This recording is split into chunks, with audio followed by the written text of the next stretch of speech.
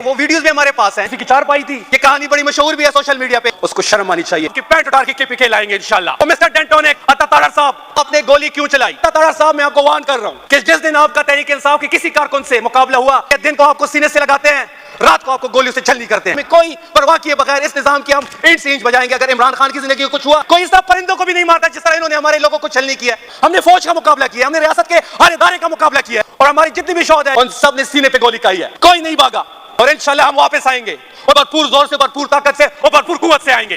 तारीख में पहली दफा एक पुरअमन मार्च के शुरका पे गोलियां चलाई गई, उनके लिए स्नाइपर्स फिट किए गए, और वो एक प्रॉपर प्लान के तहत हमारे लोगों को शहीद किया गया। शुरू में मैं सिर्फ ये बात करूंगा कि आपने गोली क्यों चलाई, हमें इसका जवाब चाहिए।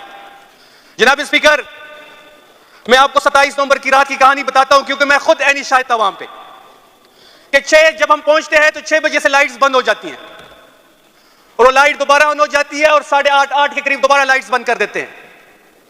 वहां पे एटीएम मौजूद थे, वहां पे मेट्रो बसेस के स्टेशन मौजूद थे, वहां पे दुकानों मौजूद थी जहां पे इलेक्ट्रॉनिक्स और बाकी अशिया थी। कोई एक पता भी नहीं टूटा, और 8:30 बजे के करीब अंधाधुंध फायरिंग की जाती है। जनाब स्पीकर, हमारे घरों में तो मातम है, केपीके में इस वक्त मातम है, हमारे लोग शहीद हुए हैं। कोई इस तरह परिंदों को भी नहीं मारता जिस तरह इन्होंने हमारे लोगों को छलनी किया। क्या एक सरकारी नौकरी इतनी इंपॉर्टेंट होती है? क्या आप हर एक हुक्म बजा लाएंगे?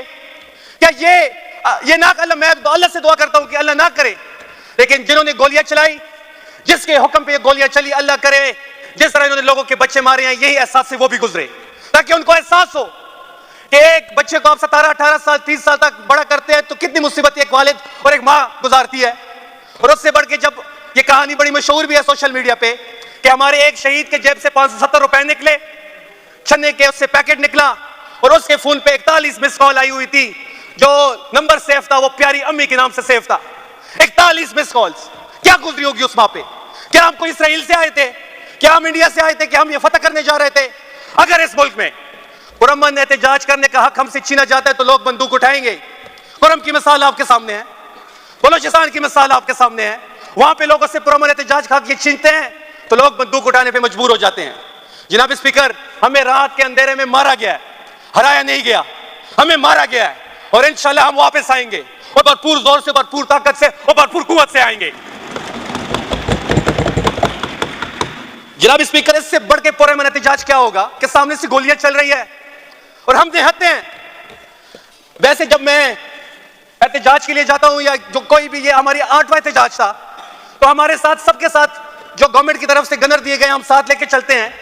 उस सुबह मुझे अपना गनर कहता है कि जी मुझे कॉल आई हुई है और मैं आपके साथ सफर नहीं कर सकता। तो मैंने उनको कहा जी बिल्कुल आप सफर ना करें। तो हम उस दिन बिल्कुल निहत्ते थे, ना हमारे पास कोई गनर था, ना हमारे पास लोगों के पास कोई असला था। हम सिर्फ और सिर्फ कायद इमरान खान की रिहाई के लिए एक पुरअमन एहतजाज कर रहे थे। और इस पुरअमन एहतजाज जब हम डी चौक पहुंचे 27 नवंबर से, सिर्फ मैंने एक सबक सीखा है कि आप कभी भी बंद आंखों से किसी पे एतबार ना करें, क्योंकि ये दिन को आपको सीने से लगाते हैं, रात को आपको गोलियों से छलनी करते हैं। रात के अंधेरे में उन्होंने हमारे लोगों को मारा, हमें शहीद किया, हजारों लोग हमारे भी मिसिंग, और हमें डर है कि जो हमारे लोग मिसिंग है, हम सबके पास उसकी लिस्टें हैं कि जो लोग हमारे पास मिसिंग है, अगर अल्लाह ना करे उसमें से इन्होंने बाद में किसी को शहीद किया, तो ये वो आग है जो बड़ा कुटी की, जो किसी के कंट्रोल में नहीं होगी, और हम इस निजाम की ईंट से इंच बढ़ा देंगे। हमें कोई परवाह किए बगैर इस निजाम की हम ईंट से इंच बजाएंगे। अगर इमरान खान की जिंदगी को कुछ हुआ या हमारे मिसिंग कारकुनों को कुछ हुआ, जिस तरीके से पख्तूनों ने कुर्बानी दी है, जिस तरीके से पख्तून नौजवान अपने कायद के नाम पे कुर्बान हुआ है, और ये पाकिस्तान का वाहिद लीडर है कि लोग उस पर जान भी देते हैं। पाकिस्तान का वाहिद लीडर इमरान खान है जिस पे लोग अपनी जान की कुर्बानी देते हैं, और हमारी जितनी भी शौहदा है जनाब स्पीकर, उन सब ने सीने पे गोली खाई है। कोई नहीं भागा, किसी ने पीठ पे गोली नहीं खाई। वो मिस्टर डेंटोनिक, अता तारा साहब, वो कहते हैं कि जी जूते छोड़ के भाग गए हैं। जूते छोड़ना बेहतर है मुल्क छोड़ने से बेहतर है।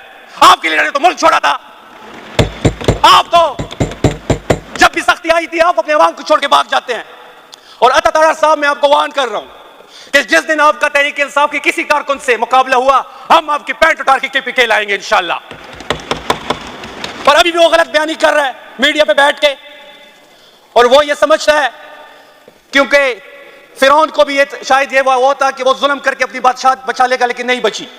यजीद का भी एक मुतालबा था कि आप सर झुका दें, लेकिन हुसैन ने सर नहीं झुकाया। हम उसके मानने वाले हैं, हम इस जुल्म के खिलाफ खड़े हैं और खड़े रहेंगे। और अगर ये चाहते हैं कि ये हमें गवर्नर राज का कहेंगे कि हम गवर्नर राज लगा देंगे, किसी में हिम्मत है अभी गवर्नर राज लगाए, किसी में हिम्मत है लगा के दिखाए गवर्नर राज। हमने 9 मई में इनका मुकाबला किया है, हमने फौज का मुकाबला किया, हमने रियासत के हर इदारे का मुकाबला किया है, हमारे घरों पे रेड्स हुए हैं, हमारी फैमिलीज को उठाया गया है, हमारी गाड़ियां तोड़ी गई हैं। ये हमें गवर्नर राज से डराते हैं? हिम्मत है तो लगाए गवर्नर राज। हमें देखता हूं कितने नरे कौन लगाते हैं गवर्नर राज इस सूबे में। हमें गवर्नर राज से कोई ना डराए।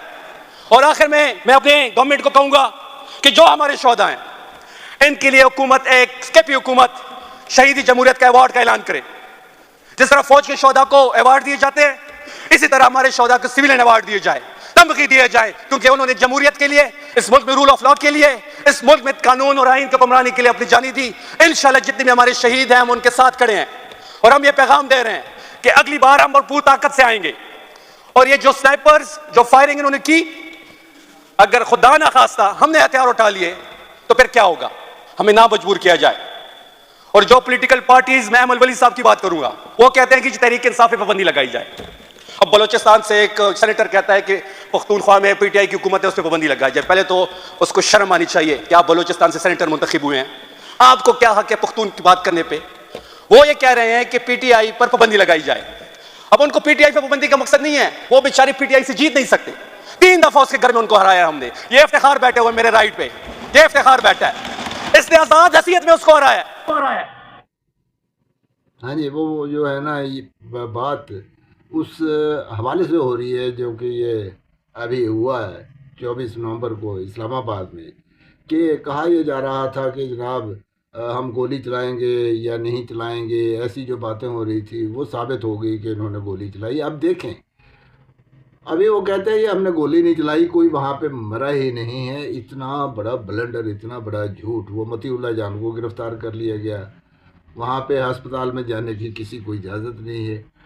बीबीसी को जो इंटरव्यू दिया हामिद मीर ने, और फिर वो जो है अब्बासी साहब, शाहिद खान अब्बासी, उन्होंने इस चीज़ की विटनेस दी कि वो जो 2 बंदों को तो वो जानते हैं जो यहाँ पे शहीद हुए और उनको गोली लगी। और फिर जमात इस्लामी के अमीर भी बता रहे हैं कि उनके वो जानने वाले भी हैं, 3 गालबन उन्होंने फिगर। अच्छा, अभी ये जो है ना, कुछ अंदाज़ा नहीं है। जहाँ पे रियासती जबर की वजह से इंफॉर्मेशन को इतना कंट्रोल किया जाए, राइट ऑफ प्रोटेस्ट पे गोली चलाई जाए, बिजली बंद कर दी जाए, फिर उनके अमलाक, गाड़ियाँ, वो सारी बर्बाद कर दी जाएं, तो वहाँ पे ये नौजवान ने जितनी जोशीली तकरीर की है, वो बनती है कि ऐसे तकरीरें की जाए, बल्कि अमली तौर पे भी ऐसा होगा। अभी सबसे बड़ी बात यह है, मजबूरी 25 करोड़ आवाम की यह है कि फ़ौजों के बगैर भी मुल्क नहीं चलते और अपनी आज़ादियाँ बरकरार नहीं रख सकते। लेकिन अगर फ़ौजें ही अगर वो अपना रोल प्ले करना छोड़ दे, आइन, असूल और कानून की पासदारी को वो पामाल करने लगें, तो फिर इसका हल क्या है? फिर इसका हल तो यही है कि न रहेगा बांस न बजेगी बांसुरी। अगर ये अवाम नहीं होंगे, जो सोर्स हैं, इनकी लाइफ लाइन है कि अवाम कमाते हैं तो फ़ौजें जो है ना ऑर्गेनाइज़ की जा सकती है ना। जब अवाम को इस कदर जज कर दिया जाएगा कि उनके रोज़ी के धंधे सारे बंद कर दिए जाएंगे, महंगाई उरूज पे चली जाएगी, उनके बच्चों की मुस्तकबिल डार्क हो जाएंगे, उम्मीदें ख़त्म हो जाएंगी, तो फिर क्या होगा? फिर अनारकी होगी, फिर एक